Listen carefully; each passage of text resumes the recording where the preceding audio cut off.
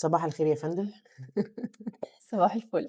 منوراني. ازيك يا حبيبتي، الله يكرمك، ده نوري. في بودكاست يا فندم، قعدة حلوة وضحك من غير فلتر. طبعًا أنا يعني زي ما قُلت المرّة اللي فاتت أنا كان لازم أستفيد منِّك الصراحة بقدر الإمكان. وهاستفيد أكتر وأكتر. يعني أنا عايزة أقول لِك إحنا هناخد البودكاست في طريق مختلف شوية، بس مطلوب والناس كلها عايزة تسمعه من الحلقة اللي فاتت، وعايزة تكمّل عليه اللي هو فكرة مين أنا، والtrue self والsocial self اللي أنتِ قفلتِ بيها الحلقة المرّة اللي فاتت. أنا قعدت مع نفسي كده خلّي بالِك، وقعدت أسأل نفسي هو إيه الtrue self بتاعتِك يا ماجي والsocial self؟ عايزة أقول لِك إن لقيت الsocial self نقول 90% هي اللي بتطلع، الtrue self لو طلعت هازعّل ناس كتير. واللي موقّفني في فكرة الtrue self لقيت إن هي آراء الناس، يعني الناس هتقول عليّا إيه لمّا أنا مثلًا يبقى رَد فعلي حاجة في الموقف الفلاني. يعني مثلًا عايزة أقول لِك على حاجة قبل كده كانت وقّفتني، بس برضه غير آراء الناس الصراحة برضه الحياة والريتم وكده. أنا باحب ألعب كرة قدم جدًا، تمام، من وأنا صغيّرة وأنا البنت الوحيدة اللي في الشارع بتلعب كرة قدم وفي النادي. فلكِ أن تتخيّلي بقى من وأنا صغيّرة، مع إن أنا أصغر إخواتي وإخواتي قمة في الهدوء والاحترام والأدب يعني. تخيّلي بقى آراء الناس واللي كنت باسمعه وكابتن ماجد وكمية كلام، بس أنا كنت باعمل حاجة باحبها. بدأت أكبر، فطبعًا خلاص ما عادش ينفع بقى الناس هتقول إيه، فطبعًا وقّفت مع لسِنّي ولياقتي بس لغاية دلوقتي أنا يعني لو قعدت مع ولادي كده شوية، لأ هاخد الكورة وأقعد ألعب معاها، أنا باحبها، بس الناس هتقول إيه. فعايزاكِ بقى تربطي لي الدنيا كده ونبتدي نفكّر مع بعض إزاي نعمل الbalance ما بين الtrue self والsocial self. سبحان الله. أنتِ عارفة إن هو ده التحدي رقم 1 لأي حد يبتدي بقى يconnect مع نَفْسه ويحاول يقرا الtrue self بتاعته. أول حاجة الsocial self هتقوم طالعة وتخوّفه وتقول له الناس هتقول عليك إيه. سبحان الله هي فعلًا هي دي أول أفكار بتيجي أنتِ يعني أنا قعدت أشوف اللي حواليّا هي مش هيسبورتوني إزاي، بس هيتكلموا عن الفكرة بتاعتي إزاي. هيتقبّلوا الفكرة دي إزاي. بالضبط، أيوه، هي دي بالضبط. سبحان الله. طَب أنتِ سألتِ نَفْسِك بقى مين الناس دول؟ تصدقي لأ ما سألتش أو ما فكّرتش، بس mainly هتبقى إجابتي مش الناس القريبين أوي، لأ الناس البُعاد شوية، اللي مش عارفينّي عن اقتناع، اللي بيشوفوني من برّه بس. يعني هي هبة السواح تطرّقت بقى للموضوع ده في الكتاب. وكانت بتقول إنه فعلًا أول تحدي هيقابلنا هو فكرة الناس هتقول عليّا إيه. بس اللي إحنا هنقف عنده بقى مين الناس دي. هي إمم. عاملة تمارين كذا تمرين في الكتاب بتاعها جميل أوي ظريف يعني بيقول لِك اعرفي إزاي مين الناس دي. لكن اختصارًا أنتِ أول ما ييجي لِك السؤال بتاع أو اللوم الblame اللي بييجي في عقلِك الناس هتقول عليّا إيه، لمّا تيجي تاخدي قرار ولا هو حرام ولا هو غلط طبعًا أوكي. يعني، ويطلع لِك السؤال بتاع الناس هتقول عليّا إيه، اكتبي كده هم مين الناس دول، اكتبيه أساميهم، أفلترهم يعني. اكتبي الأسامي، اكتبيهم كتابة. ماشي. سبحان الله هم هتلاقيهم 5، 6، 7 maximum maximum. 10. أوكي. بس إحنا عقلنا بيهيأ لينا إنه الناس دي اللي هي كل الدنيا، كل الكوكب، لكن الحقيقة هو مش كده أبدًا. إمم. هم 5، 6 بالكتير أوي يعني. الناس دي مقسومين لنُصّين، نوعين من الناس دي. ناس هي already عايشة معانا دلوقتي موجودة. اللي هم هاسميهم القريبين. اللي هي الدايرة القريّبة. والدايرة القريّبة دي نَفْسها في منها نوعين. ناس أنتِ ما تقدريش يعني تقنّني علاقتِك بيهم أو تقرّبي أو تبعدي العلاقات، زي إمم. مثلًا الرحم وحاجات زي كده، إمم. خلاص إحنا لازم يكون في بيننا علاقات. تمام. وناس تانية لأ، أنتِ البُعد والقُرب بينِك وبينهم في إيديكِ، خلّينا مزيّنين زي الصحاب، المعارف، إمم. إمم. الموضوع ده في إيديكِ. طيب وفي ناس هي مش حوالينا، كانت في حياتنا ومشيت، بس تأثيرهم في حياتنا لسه موجود. عارفة أنتِ اللي الناس بتعمل حالة نجاح، تلاقي حد بيعمل حالة نجاح كبيرة وبعد كده لمّا تيجي تتكلمي معاها تقول لِك أيوه عشان الخطيب الأولاني كان فاكرني مش عارف إيه، فأنا لازم عاد أثبت. لينتقم. أيوه، لأ أيوه هي أيوه. الحقيقة بتنتقم من مين أو بتعمل إيه، هو خطيبها الأولاني ده راح مع اللي راح أيوه، ما خلاص. يشوف من شخص، كل اللي آه. عملته ده بس بناءً هي يا على عيني شخص. عايزة تثبت إن لأ، أنا قوية مش زي ما كان هو فاكرني مثلًا. إمم. فده اللي هو بيبقى ده في حد من دي قصص كتير كتير، كلنا كتير وسبحان جدًا. الله يعني أو آه. المدرسة اللي كانت بتقول عليَّ فاشلة، أنا عايزة آجي أورّيها دلوقتي أنا اتخرّجت من كلية صيدلة والّا كلية طب وبقيت صح. دكتورة ناجحة. المدرسة دي راحت وخلصت، بس هي في عقلِك لسه موجودة. سايبة أثر. أيوه. إمم. فهي هبة السواح كانت قايلة مسمى بصراحة لطيف جدًا، إن كل واحد في دماغه في زي مجلس إدارة أو مجلس شعب كده. هم دول ال5، 6 أشخاص اللي أنتِ كتبتِ أساميهم، هم دول اللي أنتِ بتفكّري الناس هتقول عليَّ إيه، هم دول الناس، مجلس الإدارة ده. طيب يعني أنتِ دلوقتي بتقولي لي فيما معناه إن أول ما ييجي لي التفكير أو الthoughts اللي في دماغي إن الناس هتقول عليَّ إيه، أو أفلتر الناس دي واكتب أساميها. اكتبي أساميهم. طيب. احتمال تتصدمي بقى إن أنتِ هتلاقي من ضمنهم مثلًا ناس very toxic وأنتِ عارفة كويس إن very toxic وعارفة مثلًا الناس دي أثبتت بالتجربة إن إحنا ما فيش بيننا وِد أو إن إحنا يعني مش بنحب الخير، هي مش بتحب لي الخير أو زي كده. طب أنا ليه بافكّر في رأيها فيّا؟ وهي إمم. أصلًا ما إحنا أنا عارفة إن إحنا الدنيا toxic ما بيننا. يعني أكني كده باواجه نفسي، أيوه، باواجه نفسي أيوه، أوكي، سبحان أوكي. الله. يعني من الآخر تعرفي مين بقى اللي بيأثّر فيكِ ومجلس الإدارة ده إيه، لإن الإنسان بيتأثّر شاء أم أبى بيتأثّر باللي حواليه. مهما في ناس كتير أنا قابلتهم يقولوا لي: "لأ أنا ما باتأثّرش." أنا نفسي ساعات الصراحة باقول بكل أمانة، باقول: "لأ أنا مش متأثّرة بكلام حد." أنتِ ما يفرقش معايا تمام. أنا واحدة وأنا صغيرة كنت بالعب كرة قدم. ما لكيش دعوة دي حاجة دي حلوة دي هي ما دي شاء الله أنتِ عندِك ثقة في نفسِك جميلة والله لأ ما ده شاء كان الله لأ كان يعني أنا لا كنت أخلص من كلام الناس، دي طبعًا حقيقة أنتِ جابت يعني. ولاد وأنتِ لأ بنت واسمي ماجي فكابتن ماجد، فكان في عارفة ده يعني التنمر history دخلنا في قصص تانية. لأ هو طيب الحقيقة إحنا فعلًا بنتأثّر جدًا باللي حوالينا. أنا هاقول لِك مثال negative ومثال positive حلو، إزاي إحنا بنتأثّر باللي حوالينا. أقول لِك الأول مثال positive حلو عشان الناس كده وهو حديث عن الرسول عليه الصلاة والسلام عليه وهي الصلاة قصة والسلام. جميلة إحنا كلنا عارفينها. أنا منتظرة من ساعتها تربطي لي الtrue self بحتة كده ماشي. هتيجي. حديث عن أبي سعيد الخدري عن النبي صلى الله عليه وسلم إن في رجل قتل 99 نفس. لا أنتِ حول ولا متصوّرة قوة الراجل إلا ده بالله. عامل إزاي؟ يا لهوي! يعني ده راجل شَر، قتل 99 نفس، لكن إنه كان يبحث عن توبة، فراح لراجل عابد. عابد يعني إيه؟ يعني إمم، قاعد ليل ونهار يعبد ربنا. أوكي. قال له: "أنا قتلت 99 نفس هل ليّا من توبة يعني؟" فالعابد قال له: "لأ طبعًا، ما فيش الكلام ده." فالراجل إيه، عمل إيه، قام قتله، كمّل بيه ال100 فبعدين هو لسه عايز يتوب بس مش عارف. مش لاقي حد يشدّه أيوه، يعني فراح لعالم. أوكي، من عابد فقال لعالم. له فقال له: أنا قتلت 100 نَفْس، فهل ليّا من توبة؟" فالعالم قال له: "طبعًا ليك من توبة وباب التوبة مفتوح، لا يُغلق سبحان الله غير في وقت أجلك أو يوم القيامة يعني، فلا طبعًا ليك من توبة، لكن أنت إمم، محتاج أنت فين؟" قال له: "أنا في الأرض الفلانية." قال له: "أنت محتاج تغيّر القرية اللي أنت عايش فيها وتروح لقرية كذا وكذا وهتلاقي فيها ناس صالحين هناك، تروح هناك إيه، تتوب وتسافر للناس." أوكي. الراجل مشي في الطريق، في كذا بقى رواية يعني، المهم إن هو مات. قُبِض روحه وهو في الطريق، وتخاصمت أساسًا! عليه ملائكة الرحمة وملائكة العذاب. ملائكة الرحمة عايزة تقبض هي روحه إنه تاب، وملائكة العذاب تقول ده واحد قتل 100 نَفْس، وبعدين معلش هو تاب بس ما عملش أي حاجة خير لسه. بس هو كان ناوي وماشي في السكة. الخلاصة إن في الآخر لقوا قاسوا إن هو أقرب لأرض الصالحين عن الأرض الفاسدين بشبر أو حاجة زي كده، فقبضته ملائكة الرحمة. سبحان الله، سبحان الله. سبحان الله. والحديث ده فيه فوايد كتير جدًا، جدًا، لكن الشاهد في الموضوع اللي أنا عايزة أقول عليه، الراجل ده كان جواه خير، بدليل إنه بيدوّر ويسأل على توبة، رغم إنه قتل 99 نفس راح سأل على توبة، ورغم إنه إمم، قتل الراجل نفسه العابد صح، still بيدوّر على التوبة، يبقى معناها إيه؟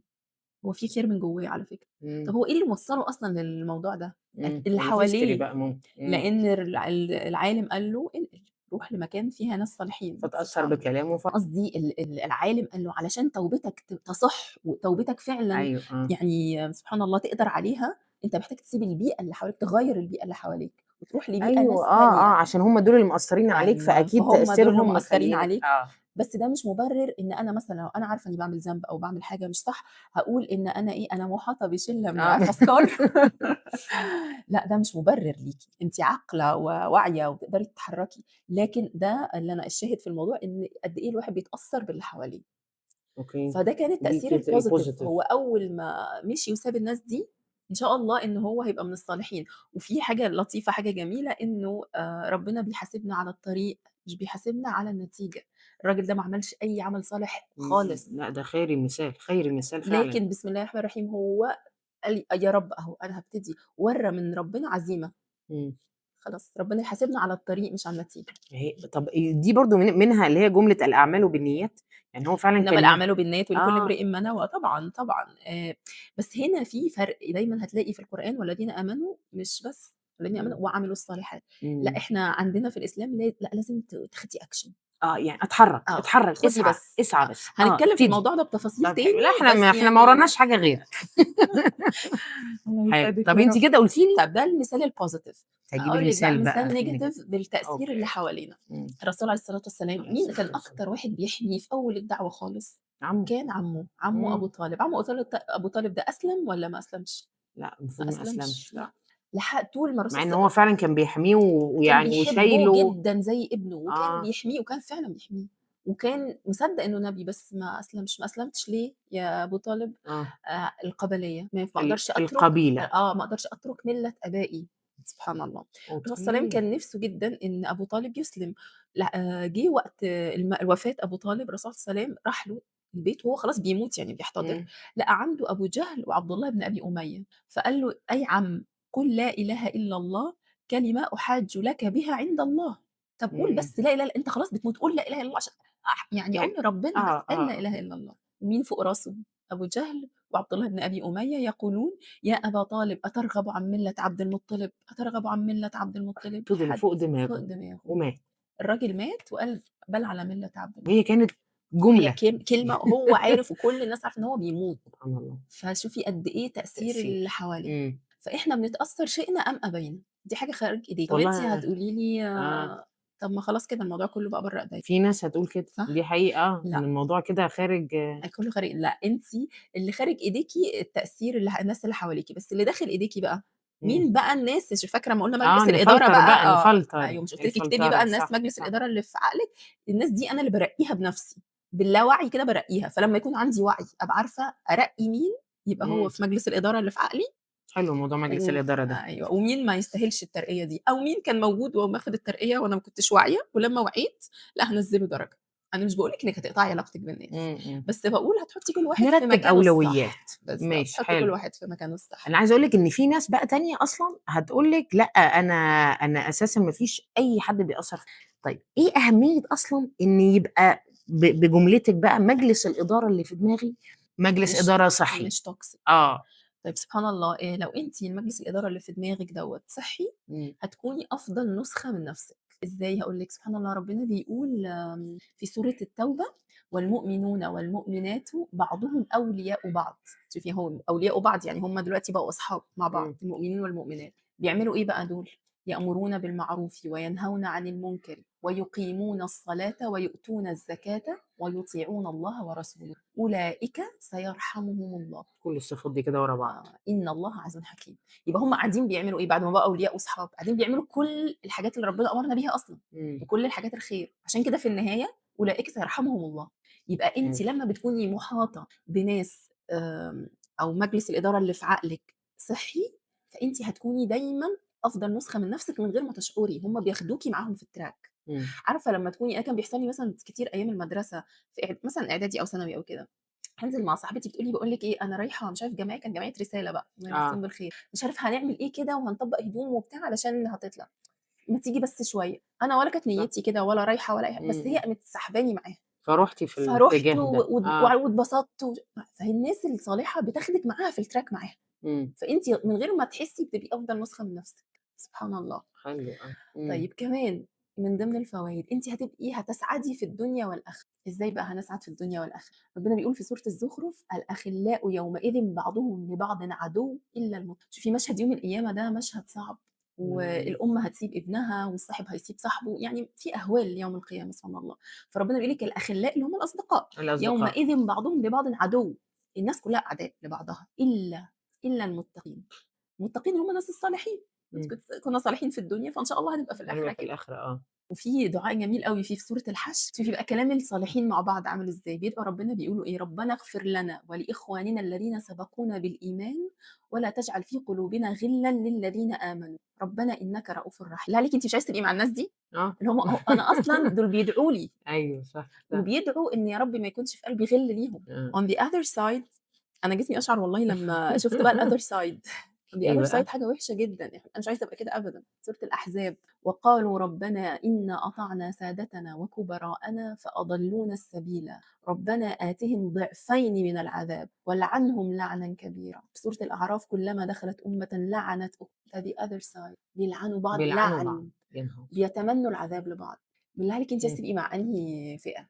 اللي بيدعوا صح، لبعض صح، صح. واللي already بتخلّيكِ أحسن نسخة من إمم. نفسِك وتهديكِ للحاجة الكويسة، والّا اللي بيلعنوا بعض لعنًا، يطلبوا العذاب double لبعض؟ سبحان الله. ففكرة إن أنتِ تبقي محاطة ببيئة صالحة أو بيئة صحية دي مش رفاهية وتنمية ذات، لأ، الموضوع مهم، صح، الموضوع هيفرق صح. معاكِ في الدنيا وفي الآخرة، سبحان إذا كان الله. الشخص بيتأثّر بكلمة، فتخيّلي فعلًا الشخص اللي هيتأثّر بكلمة هيتأثّر بفعل ممكن مجرى حياته كلّها تختلف، صح.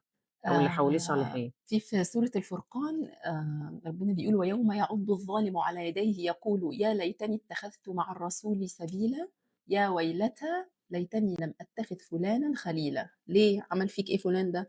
لقد اضلني عن الذكر بعد اذ جاءني وكان الشيطان للانسان. فنندم لما ما ينفعش الندم، ولا دلوقتي ولا نفلتر اللي نلحق حوالينا ونلحق حالا نفسنا؟ نطلع ورقة وقلم. بالظبط كده، على ورقة ونشوف بقى مين الناس في اه الكلام ده. سبحان الله. فربنا يعفو عنا يا رب، ويجعلنا يا رب يعني من الناس الصالحين، ويرزقنا من الصالحين. يا رب والله يا رب فعلا آخر الموضوع صعب. حاجة لأ، هو إن شاء الله الموضوع مش صعب ولا حاجة، بس اللي أنا عايزة أوصّله إن الموضوع مهم. صح. يعني مش القصد إن إحنا نخاف أو نترعب أو لأ، العكس الموضوع مهم، وهو أصلًا دلوقتي في إيدينا، مش إنه حاجة صعبة يعني سبحان الله. هي بس شوية tools كده وtechniques ممكن نتعلمها مع بعض عشان تعرفي تضبّطي اللي حواليكِ. هاقول لِك آخر فايدة وبعدين شُفنا موضوع الtools دوّة. كان بيقول لِك إن أنتِ لمّا مجلس الإدارة اللي في دماغِك يكون صحّي، أنتِ كده بتحمي نفسِك.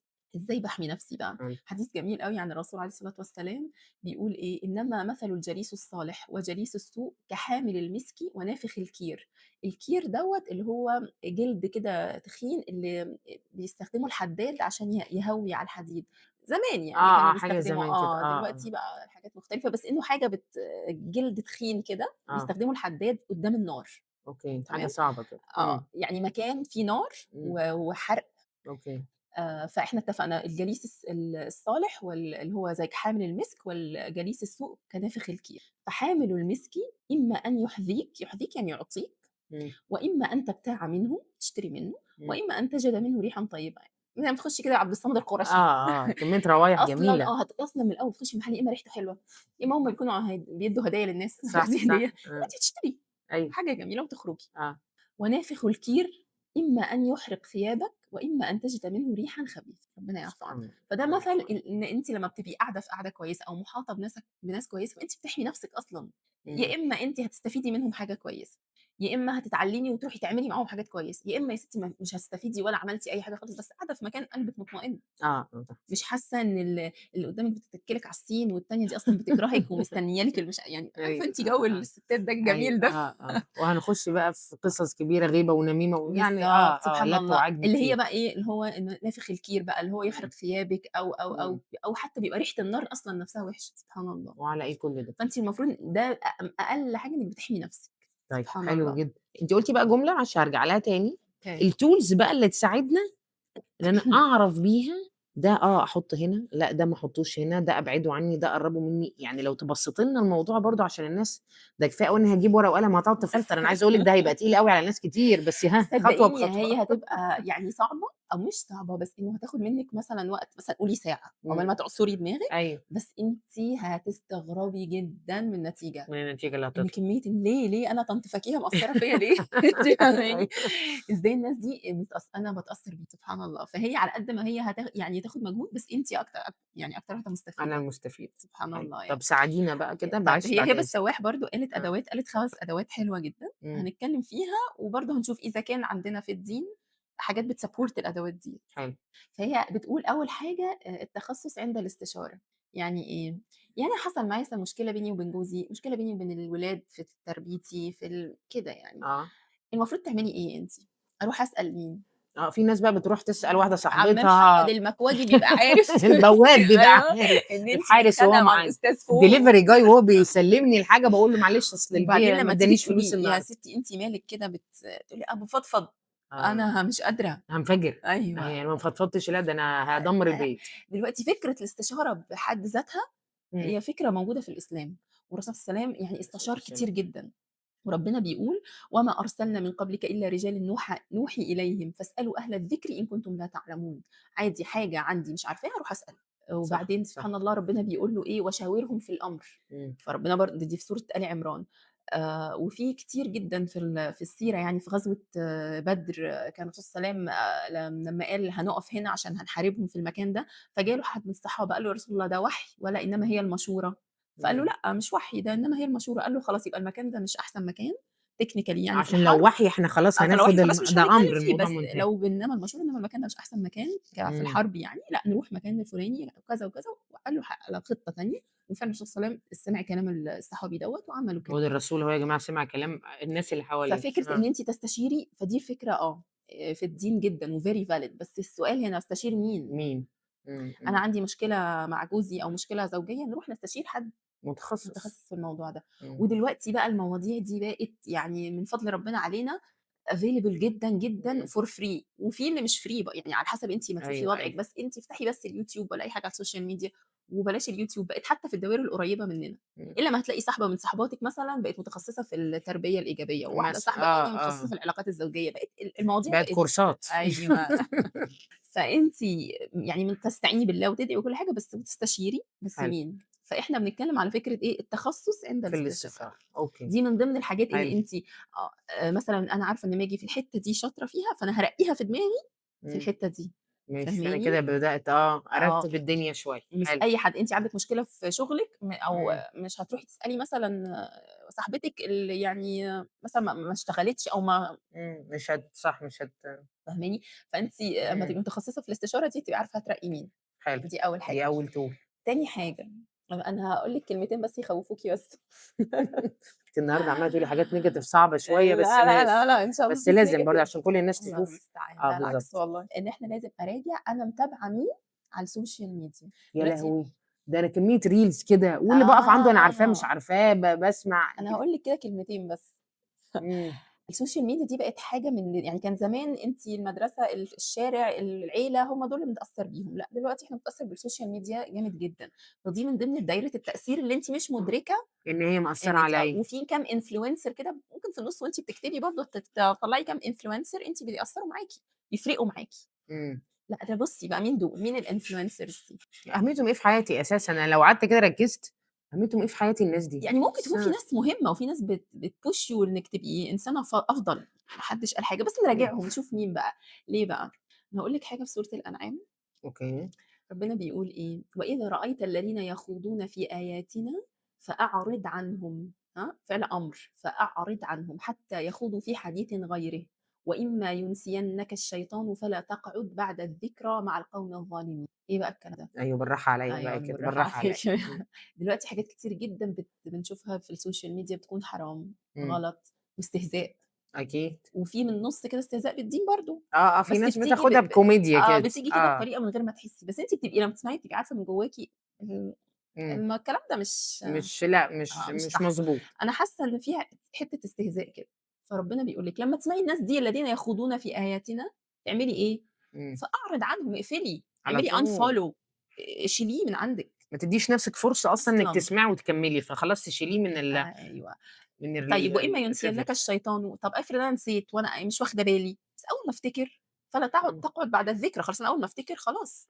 إمم. هي صح. نفس فكرة إيه، لو أنتِ قاعدة مع جروب واتكلموا في كلام أنتِ شايفة إنه غلط، ما ينفعش يتقال الكلام ده، أو ما ينفعش لازم تقومي وتسيبيه لحد ما يخلصوا اللي بيقولوه ده. فإحنا إحنا بنبقى قاعدين في البيت مع ناس كتير أوي على التليفون، في السوشيال ميديا. طيب في حديث المفروض إن هو جميل جدًا ويطمن، بس هو في إمم. حتة السوشيال ميديا دي لأ، ما يخوّف. سبحان الله، أن أعرابيًا قال لرسول الله صلى الله عليه وسلم: "متى عليه الصلاة الساعة؟" والسلام. قال رسول الله: "ما أعددت لها." يعني واحد راح يسأل الرسول صلى الله عليه وسلم: "هي يوم القيامة إمتى؟" إمم. فالرسول صلى الله عليه وسلم يعني عايز يقول له إيه: "أنت بتشغل نفسك بيوم القيامة إمتى ليه؟ طب إمم. أنت أعددت لها إيه؟ اشغل نفسك، أنت مجهّز نفسك ليوم القيامة يعني؟ السؤال بتاعِك بتاع الحلقة اللي فاتت. أنت أيوه. جاهز ليوم إحنا القيامة أصلًا؟" أنتم جاهزين؟ أيوه. ناخد بالنا صح. فالراجل قال إيه، قال له: "آه." قال: "حُبّ الله ورسوله." أيوه، قال: "أنا أعددت لها حُبّ الله ورسوله." والراجل كان صادق جدًا. وهو كده جاهز هو خلاص. أنا جاهز، تمام؟ أوكي. فالرسول صلى الله عليه وسلم قال له إيه: "أنت مع من أحببت." إمم. متفقٌ عليه. عندِك استعداد تحشري مع الفاشونيستا اللي بتلبس وبتقلع؟ مجنناني. بجد، بتحبيها والّا ما بتحبيهاش؟ باحبها، عندِك استعداد تحشري معاها. يعني كمان يعني أنقّي قلبي من الناس اللي أنا ميّالة لهم كمان، أو يعني مدخّلاهم في لأ أنا باحب اللي بيعملوه. أيوه، أوكي. الموضوع الموضوع يعني عميق أوي يا نُهى، الموضوع لأ deep أوي، بس حلو. ما هو أنتِ كل واحد بتشوفيه على السوشيال ميديا دي، اسألي نفسِك عندي استعداد أحشر معاها؟ اللي هي لابسة قلعة دي، بس عاجباني علشان بتعمل يوجا لأ في معلش شوية المزرعة. بوتوكس وشوية filler هنا أيوه، عندِك ومبهدلة استعداد الدنيا. تحشري معاها. الرسول صلى الله عليه وسلم قال له: "أنت مع من أحببت والمرء مع من يحب." ويحشر المرء مع من يحب، دي مش معلومة إمم. قديمة، دي معلومة معروفة، عندِك استعداد تبقي معاها. شوفي نبُص لها بقى إزاي دلوقتي. إمم. لو أنتِ عندِك استعداد enjoy، خلاص نكمّل. خلاص، ما عندكيش استعداد unfollow على وخلاص دي طول. صفحة وراحت. انتهى. صح، صح، سبحان صح. الله. أيوه. دي تاني آآ tool. دي تاني tool. هاقول لِك آخر حاجة تاني في موضوع السوشيال ميديا ده، إمم. أنا عارفة إني طوّلت فيه، بس لا، هو لأ، بس علشان إحنا مهم، لإن بنتأثّر هو ده فيه الأساس. هو جامد أنتِ فاكرة جدًا، الحلقة اللي فاتت سبحان قُلت لِك الله. هو إحنا بقى تأثيرنا 80% social سبحان media. الله، يعني ربنا يا رب يعفو عنا الsocial ويرزقنا life يا رب. بتاعتنا بقت social media ما عادتش الsocial life. في ناس كتيرة سبحان الله بتكون يعني مش هاقول لك بقى منافقين، أنا مش إحنا يعني مش إمم. دورنا إن إحنا نjudge نjudge الناس الناس، يعني أو بالضبط. نحكم على حد.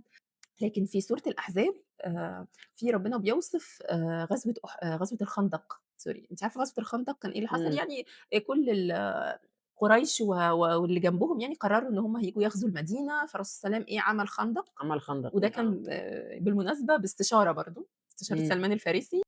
من ضمن زي ما قُلنا الاستشارة، بس برضه اتفقنا استشارنا المتخصص والرسول صلى الله عليه وسلم سمع برضه. كلامه يعني. إمم. المهم إن كانوا محاصرين كلّهم المدينة من برّه وفي خندق وهم أهل المدينة جوّه، وكان وقت شديد، يعني كان في حصار شديد على المسلمين. أوكي. ففي سورة الأحزاب بقى جميلة، في صفحة مكتوب المنافقين قالوا إيه، إمم. قالوا يعني ما وعد الله ورسوله إلا غرورًا. غرورًا. آه.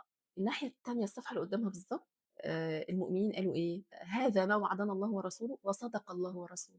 فده الفرق أوكي. بين قول إمم. المنافقين وقول المؤمنين. صدق الرسول. أيوه، هنا المنافقين قالوا إيه، إن ده كان مغرور. الرسول صلى الله عليه إمم. وسلم كان فاكر نفسه إيه، الرسول صلى الله عليه وسلم كان بيحكي لهم بيقول لهم ده هيبقى في فتح وهناخد كذا وهناخد كذا وهننتصر و. هم إمم. كانوا شايفين ده غرور. إنما المؤمنين طالما الرسول صلى الله عليه وسلم وربنا قالوا كده يبقى هذا ما صدق الله ورسوله. في سورة تانية بس دي بقى أنا مش هاقول لكم الآيات، أنتِ بقى ده teaser كده عشان تفتحي سورة غافر، والله بجد تفتحي سورة غافر وتشوفي الآيات دي. آية 26، 27، 28، 3 آيات ورا بعض. وقال فرعون، إمم. وقال موسى، وقال رجل مؤمن. 3 ورا بعض. 3 ورا بعض. شوفي قول كل واحد، وشوفي أنتِ تحبي يبقى قولِك شبه مين، وتحبي إمم. تسمعي للي قوله شبه مين. مش هاقول لِك كله كل يراجع واحد نفسه يا قال جماعة، كله إيه. يراجع السوشيال ميديا والفيسبوك الله يكرمكم والإنستجرام والريلز والتيك توك كلنا سبحان الله ربنا يعفو عنا، بس حقيقي لازم تفتحي سورة غافر شوفي هم اقريهم لأ، بس. ومعلش هاقعد معاكِ تاني وتالت ورابع، الحلقة الجاية هاقول لِك ال3 آيات دول، أيوه أنا ده هاجي حقيقي. أسمّعهم لِك و لوحدي. لأ بس فعلًا والله سبحان الله، يعني لمّا بنشوف الصفحة دي مقارنة 1، 2، 3، واحد ضال مُضِل. إمم. فرعون بيقول إيه وإزاي بيقلب الحقايق، وإن أنا ربكم الأعلى وأنا عايز لكم الخير والحق وموسى هيغيّر دينكم ومش كلام إمم. كده. ده من قول النبي، وقول بقى الراجل المؤمن، إمم. كان يخفي إيمانه يعني. سبحان الله. طيب ماشي. يبقى إحنا كده قُلنا كام tool. إمم. قُلنا تستشيري مختص. مختص، وقُلنا تراجعي المتابعين بتوعِك على السوشيال ميديا إمم. عشان عداد عدم الرضا اللي شغال ده على طول. ربنا على يعفو طول، ما عنا. إحناش راضيين عن اللي بيحصل خالص. طيب تالت حاجة بقى، أراجع قناعاتي وبوصلتي. ليه؟ لإن مش أي حد ييجي يخش يقول لي كلمة أتأثّر بيها. أتهز. أنا لو أنا عندي قناعات ثابتة وثوابت في دماغي، فأنا تمام، اللي هييجي هيقول لي والله اللي بيقوله دوّة متناسب مع قناعاتي، جميل يترقى ويطلع فوق عندي في مجلس الإدارة. لا يتناسب، ألف سلامة، أنت في إمم. دايرة المعارف البعيدة.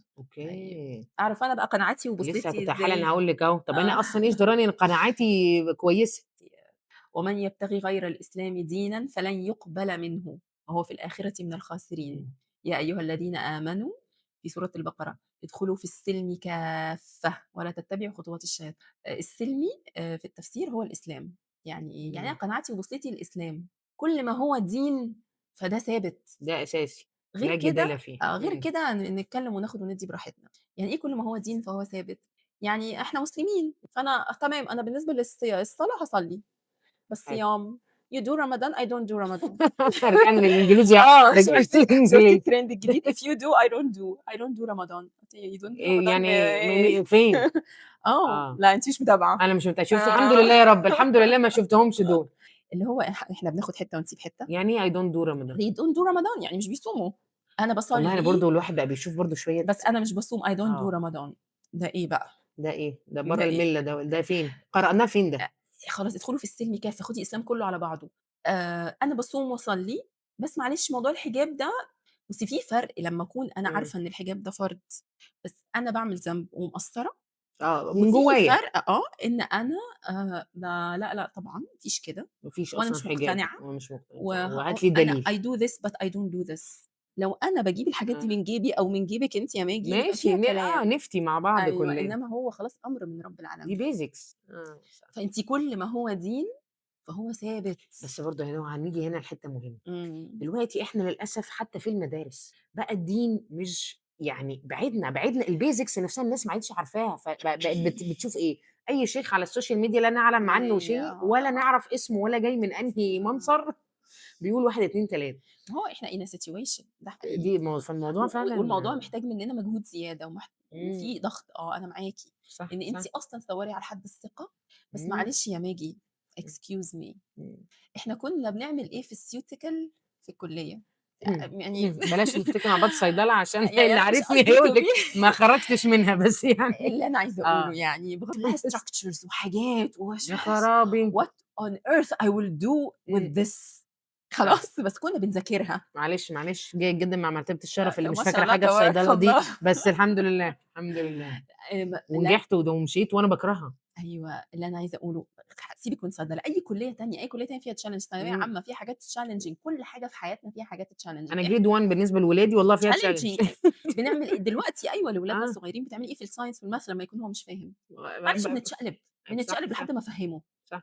وإحنا كنا أيام الكلية وأيًا كان أيام إمم. ثانوية عامة بتتشقلبي وبتجيبي 1، 2، 3 وبتروحي وتيجي عشان تفهمي الحتّة دي. عشان أنجح. فهو الإنسان لازم يبقى من جواه عايز اللي أنا عايزة أقوله يشد ليه كده. بنيجي في الدين لأ وما ونقول بندوّرش بقى. الدنيا صعبة، أصل الشيوخ مش ثقة وكلامِك صح، أنا ما قُلتش إمم، حاجة. الراجل اللي قتل 99 نفس لمّا ورّى من ربنا منه عزيمة وخد action إمم.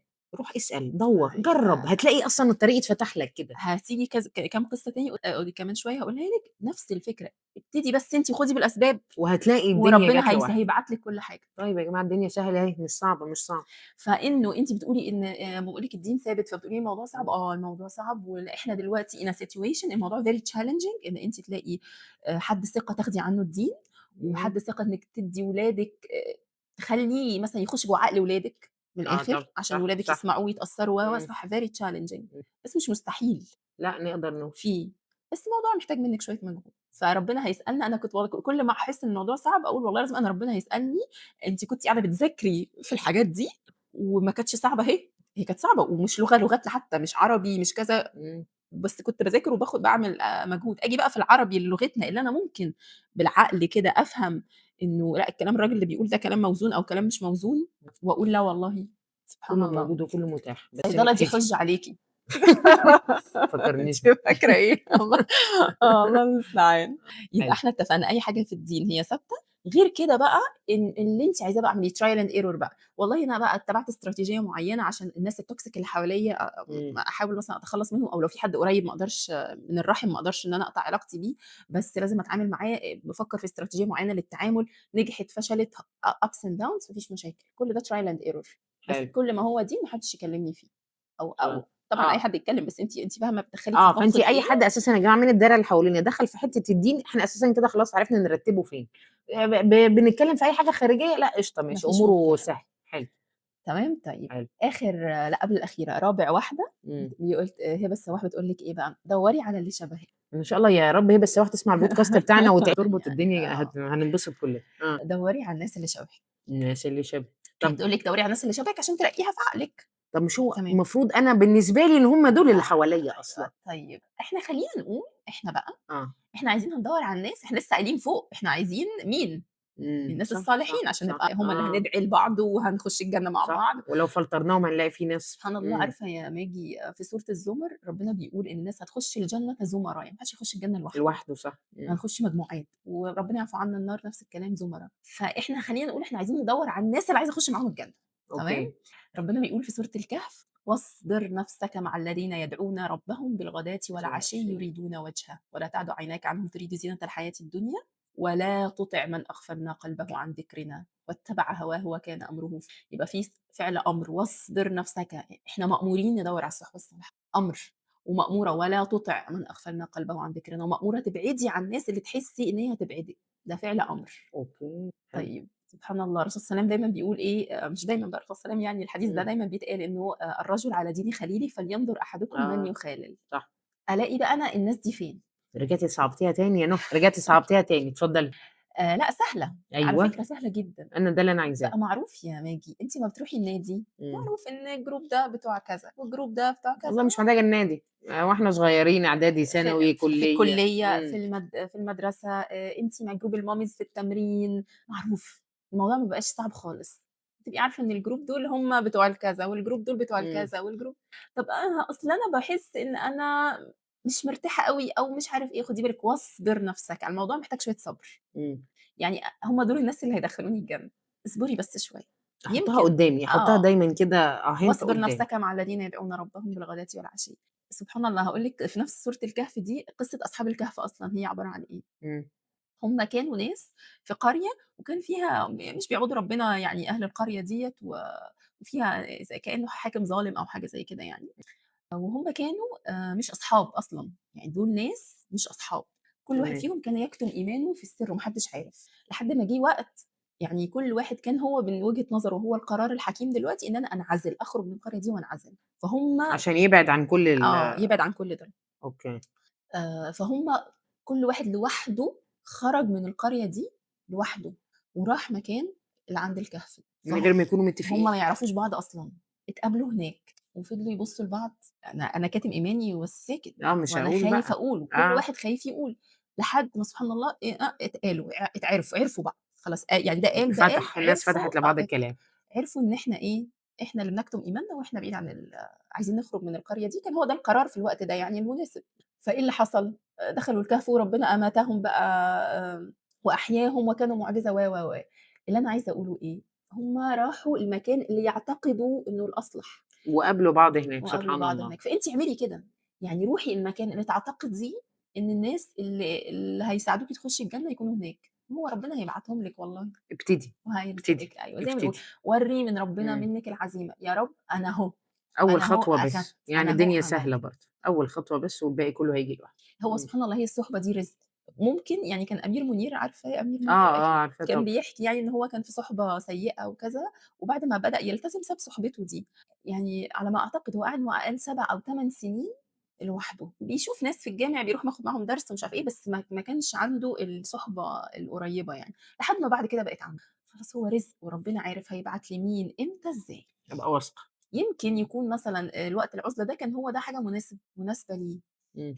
أو هو ده هو كان لازم يحتاجه في الوقت ده، فأنتِ استعيني بالله وخدي خطوة وروحي الأماكن اللي الناس دي بتبقى فيها، والباقي كله على الله، يعني أنتِ اعملي اللي عليكِ والباقي على أيوه، ربنا، أيوه فإنِّك تدوّري على الناس اللي شبهِك أو تدوّري على الناس بقى اللي خلّينا نقولها عايزة تخشي معاهم الجنة، الموضوع مش صعب ولا حاجة. أنا عاجبني أنتِ بتبقى صعبة في الأول وأنتِ تبسّطيها لي في الآخر، ده اللي أنا عايزاه. لا الموضوع سهل والله، ربنا يرزقنا يا رب من حلو. فضله، والدعاء طبعًا آه يعني طبعًا، هي هي ليس ده لها الأساس، ده سبحان الله. الأساس. آخر tool بقى عشان أنا إمم. طوّلت عليكِ، الtool الخامسة هبة السواح بتقول لِك إيه، فكّري نَفْسِك بمميزاتِك.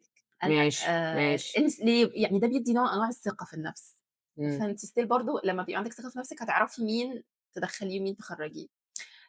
لكن خلّيني أقول لِك أنا قرأت الحكاية دي كتير جدًا، إن هو كل يوم بالليل قبل ما تنامي فكّري في 3 حاجات أنتِ ممتنة ليهم، حصلوا النهارده. أيوه، إمم. فكّري في 3 achievements عملتيهم النهارده، كلام لطيف حلو ماشي، يعني. حلو، تنمية ذاتية. بس إحنا خلّينا نرجّع الموضوع لأصلنا بقى، أيوه، اربطي لي يعني إن الدنيا. كنت أنا ممتنة، فأرجّع الموضوع لصاحب المِنّة حلو. وهو ربنا، فخلّينا نقول مثلًا لو أنا كل يوم بالليل قبل ما أنام هافكّر في أهو في يومي في 3 نِعَم ربنا أنعمهم عليَّ النهارده، أنعم عليكِ بقى إن كان مديرِك هادي إمم. ويu achieved target والmeeting إمم. اللي قلقانة منه مشي، أنعم عليكِ إمم. بقى إن مثلًا والله قعدتِ قعدة حلوة مع جوزِك، خرجتوا خروجة حلوة، اتعشينا عشا حلو، أنعم عليكِ ضحكنا من القلب.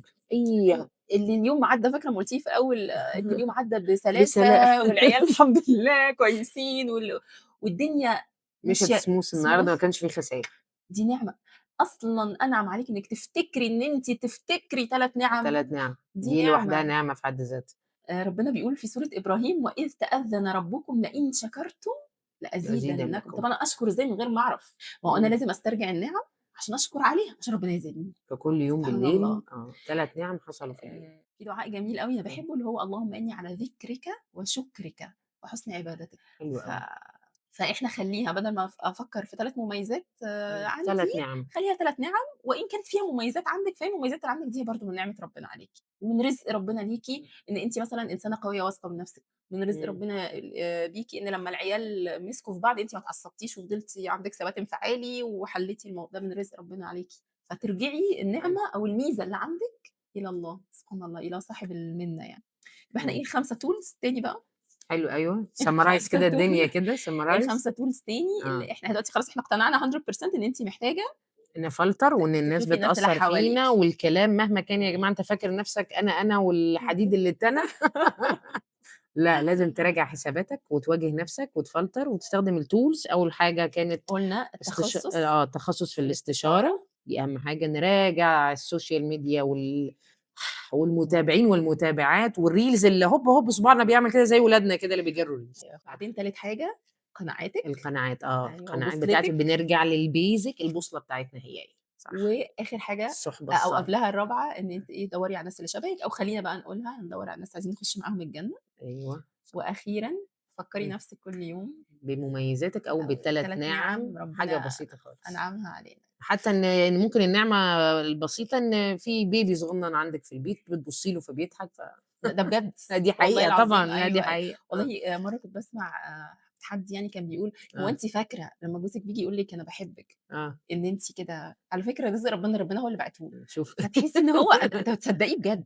أيوه صح، هو مش هييجي لوحده أنا عارفة عمره ما هييجي لوحده. هو مش هييجي لوحده خلّينا لأ، بس متفقين إنه كلّنا. كإنه والله العظيم ساعات باحس كده، آه، أنتِ مثلًا تبقي في وقت stressful مش عارف إيه، وتلاقي ربنا إيه باعت لِك إيه ابنِك أو بنتِك بتضحك، جوزِك معدّي فيقول لِك كلمة حلوة، مش عارف مين صح، إيه ده! دي نعمة. ربنا باعت لِك حاجات تهوّن إمم، عليكِ المواضيع، صح، سبحان تعدّي الله اليوم، يعني، صح. سبحان الله. طيب حلو أوي، كده دول ال5 tools. دول كده ال5 دول. عندنا challenge تاني أوكي، أنا باحب لمّا الchallenge. الtrue self بقى هنتكلم معاها، هيطلع لِك challenge تاني جديد، إمم. بس هاقوله لِك المرّة الجاية. عاجبني الteasers اللي أنتِ عاملاها في الحلقة، حلوة القعدة، حلو. بس ربنا لأ يفتح علينا خلاص، حلو وعليكم يا رب جدًا. وينفع بينا وبيكم، ربنا يخليكِ يا نهى بالتوفيق والله، الجميع وأنا على أنتم سعيدة اهتديتوا جدًا. إليه. يا رب، آمين يا رب العالمين. أنا سعيدة جدًا النهارده بالحلقة، إن شاء ومنتظرة أشوف الله. الchallenge بتاع الحلقة الجاية. تسلمي لي، وأنا خدت من وقتِك كتير، لا العكس، ومنتظرين الحلقة الجاية إن نخش شاء in الله. deep أكتر في وأكتر. الchallenge التاني إن نشوف شاء الله، الchallenge. إن شكرًا شاء يا الله. نهى.